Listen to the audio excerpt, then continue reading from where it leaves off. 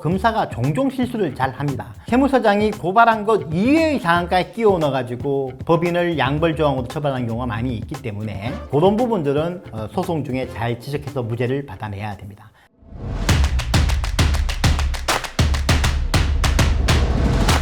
세금을 아끼려고 매출 누락했다가 국세청에 들키면 어떤 일이 생길까요? 당연히 본세와 함께 가산세도 납부하게 되고 현금 영수증 미발급으로 인한 과태료는 거래액의 2분의 1이기 때문에 어마어마합니다. 이뿐이 아닙니다. 형사처벌까지 받게 됩니다. 특히 연간 포탈세액이 5억 원이 넘으면 특정범죄 가중처벌법 등에 관한 법률 위반으로 중벌에 처하는 상황이 되게 되면 특가법이라고 하겠습니다. 이에 대한 바람직한 대응 방안에 대해서 설명드리겠습니다. 먼저 조세범 처벌법 3조에 의하면 사기 기타 부정한 행위로서 조세를 포탈하거나 환급 등을 받은 자는 2년 이하의 징역 또는 포탈세액이 2배 이하에 상응하는 벌금에 처하되 포탈세액이 5억 원 이상이거나 또는 포탈세액이 3억 원 이상이면서 신고 납부할 금액의 30% 이상인 경우에는 3년 이하의 징역 내지는 3배 이하의 벌금형에 처하게 됩니다. 이거는 법원이 선택할 수도 있고 변고할 수도 있습니다. 그리고 법인은 18조에 따라서 양벌 조항으로 처벌됩니다. 특가법 8조는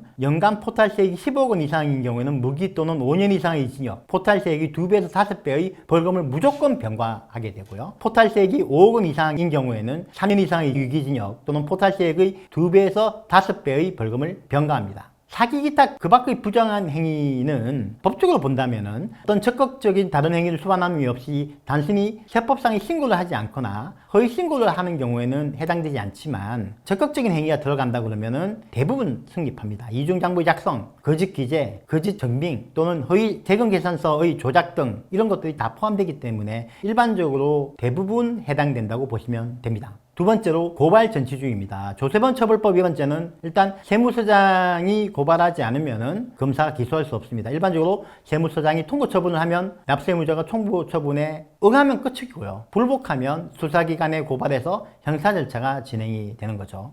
다만 특가법으로 가더라도 법인은 조세범 처벌법 18조 양벌조항으로 처벌되기 때문에 세무서장의 고발이 따로 필요합니다. 중요한 거는 이 과정에서 검사가 종종 실수를 잘 합니다. 세무서장이 고발한 것 이외의 사항까지 끼워 넣어가지고 법인을 양벌조항으로 처벌하는 경우가 많이 있기 때문에 그런 부분들은 소송 중에 잘 지적해서 무죄를 받아내야 됩니다. 그 다음으로 공소시효입니다. 공소시효가 지나면 기소할 수 없어 무죄가 되죠. 공소기각 판결이 되게 됩니다. 조세범 처벌법 22조 특칙에 의하면 행위자 개인이 조세포탈죄를 저지르면 7년의 공소시효가 적용됩니다. 법인의 공소시효는 몇 년일까요? 일부 판결에서는 7년의 공소시효가 적용된다는 판결이 있긴 합니다만 그건 2006년 판결이고요. 그 이후에 다른 판결은 보이지 않고 실무적으로는 5년으로 보고 있고 저도 5년으로 보는 것이 맞다고 보고 있습니다. 특가법의 경우에도 10년의 공소시효가 적용되지만 특가법이 적용되더라도 법인의 경우에는 조세범 처벌법 18조니까 그때 조세범 처벌법의 적용을 받는 법인도 5년의 공소시효가 적용됩니다. 그리고 마지막으로 조세범 처벌법과 관련해서 참고할 판례는 대우건설 비자금 판결이 매우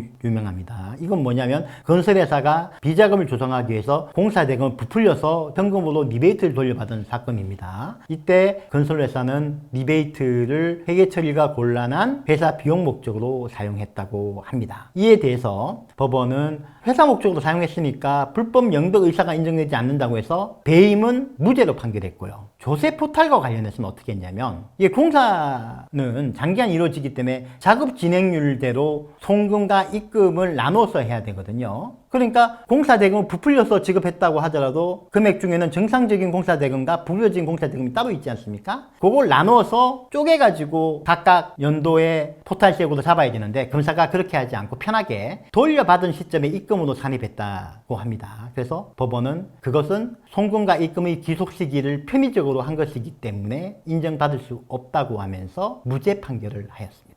매우 중요한 판결입니다. 꼭 찾아보시고 문제 생겼을 때 활용하시기 바랍니다. 그래서 결론으로 가겠습니다. 제일 중요한 거는 세무조사를 잘하는 겁니다. 세무조사 때 범칙 사건이 되지 않도록 마사지를 잘하는 게 제일 중요하고요. 두 번째는요. 범칙 사건이 되더라도 세무조사 단계에서 특가법으로 가지 않도록 연간 포탈세액을 줄여야 됩니다. 특히 송금, 입금, 귀속 시기에 대해서는 논란이 많기 때문에 예를 들면 연간 포탈세액이 5.1억 원인데 4.9억 원으로 줄이는 것은 여러 가지 방법이 있을 수 있습니다. 그런 걸 잘 활용해서 특가법으로 가지 않도록 하는 것이 매우 중요하고요. 마지막으로 법원과 검찰 단계에서는 아까 말씀드렸듯이 고발이 안 된 부분을 기소한 걸 찾는다든가 공소시효가 지난 부분을 기소한 걸 찾는다든가 또는 아까 말씀드린 대우건설 비자금 사건과 같이 기소 시기를 잘못 특정한 부분을 찾아내서 무죄 판결을 받는 식으로 생선에서 가시만 빼고 고기를 발라내는 방식으로 변론하여 가장 적은 형량을 받아내는 것이 가장 중요합니다. 꼭 거기에는 제대로 된 세무 전문 변호사의 조력이 필요할 것입니다. 감사합니다.